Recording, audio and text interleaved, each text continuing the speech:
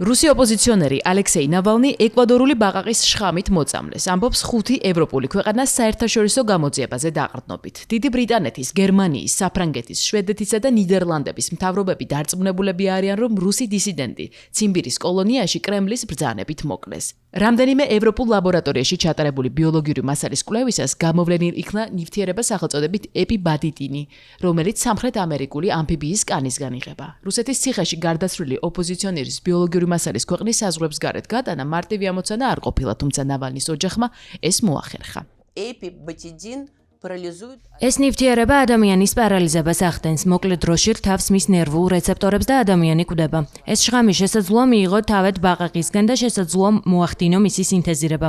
რუსეთში კი არსებობს დაწესებულება, სადაც ლაბორატორიულ პირობებში მას მიიღებენ. ეს აკრძალული ქიმიური იარაღია, მას ვერ იყიდი მეზობელ მაღაზიაში და ვერც სამზარეულოში მოამზადებ. ის ვერც შემთხვევით აღმოჩნდებოდა ხარპის კოლონიის სადამსჯელო საკანში. ის იქ მიიტანეს, რათა ალექსეი მოეკლათ. მე პირობა დავდე, რომ ამ ბრძოლას გავაგრძელებდი და ყველაფერს გავაკეთებ, რომ პუტინმა და მისმა თანამზრახველებმა პასუხი აგონ. ჩვენ ვიცოდით, რომ ვლადიმერ პუტინი მკვლელია. ეს კი ამის კიდევ ერთი დასტურია. Что Владимир Путин убийца. Теперь у нас есть еще одно этому доказательство. ვლადიმერ პუტინის მთავრობასთან და ქვეყანაში გამეფებულ კორუფციასთან წინააღმდეგობის მთავარი სახის ალექსეი ნავალნის მკვლელობიდან ზუსტად 2 წელი გავიდა. 2024 წლის 16 თებერვალს პოლიტიკური პატიმარი ციმბირის ციხეში გაურკვეველ გარემოებებში გარდაიცვალა. კრემლმა ოფიციალურ მიზეზად ჯანმრთელობის კომბინირებული პრობლემების მიზეზით დამდგარი ბუნებრივი სიკვდილი დაასახელა. თუმცა 2 წლის თავზე მსოფლიომ ალტერნატიული ახსნაც იხილა. დიდ ბრიტანეთში რუსეთის მხრიდან აკრძალული ქიმიური ნივთიერებების გამოყენება არ უკვირთ. განსაკუთრებით ქალაქ სოლსბერიში სკრიბალების ეგრეთ წოდებული ნოვიჩოკით მოწამვლის შემდეგ. ლონდონი გამოძიებას ეხმიანება.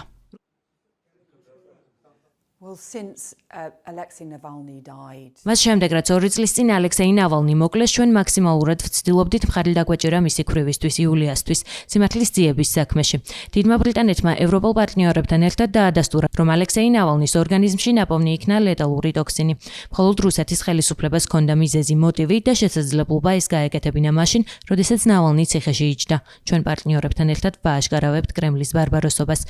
რადგან რუსეთის მთავრობა შეეცადა ამ გზით გაეჩუმებინა ოპონენტი. ეს ყველაფერი ააშკარავებს იმას, თუ როგორ უპატივცემულოდ ექცევა რუსეთის საკუთარ მოქალაქეებს, არ უნდა დაგვავიწყდეს ის, რაც ალექსეი ნავალნიმ თქვა. უნდა გავაკეთოთ ის, რისიც რუსეთის მთავრობას ყველაზე მეტად ეშინია. უნდა ვთქვათ სიმართლე, ეს კი ყველაზე საშიში იარაღია. That we should do what the Russian government fears most. We should tell the truth. We should spread the truth because that is the most dangerous weapon of all.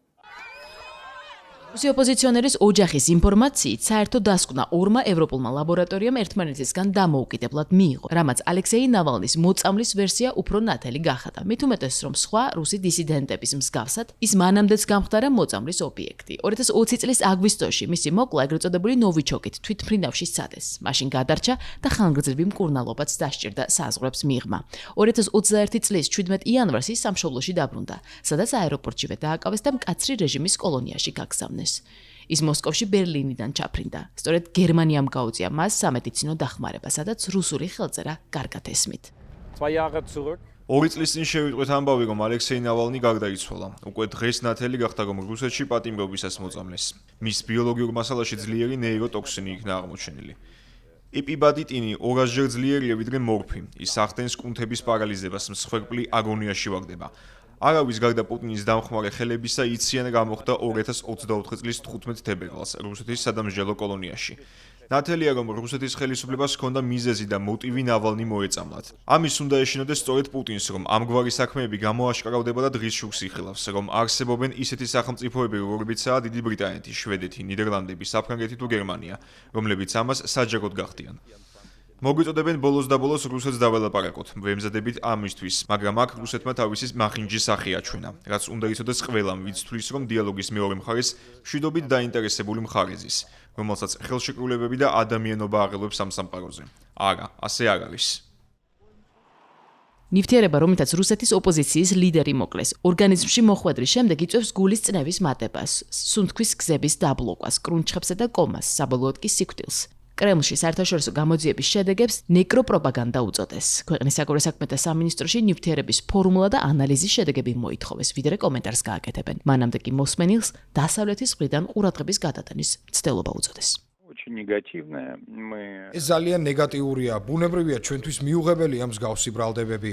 ჩვენ მას არ ვეთანხმებით, მათ მიკერძოებულად და უსაფუძვლოდ მივიჩნევთ. შესაბამისად, მათ მტკიცედ უარყოფთ. и, собственно, мы их решительно отвергаем.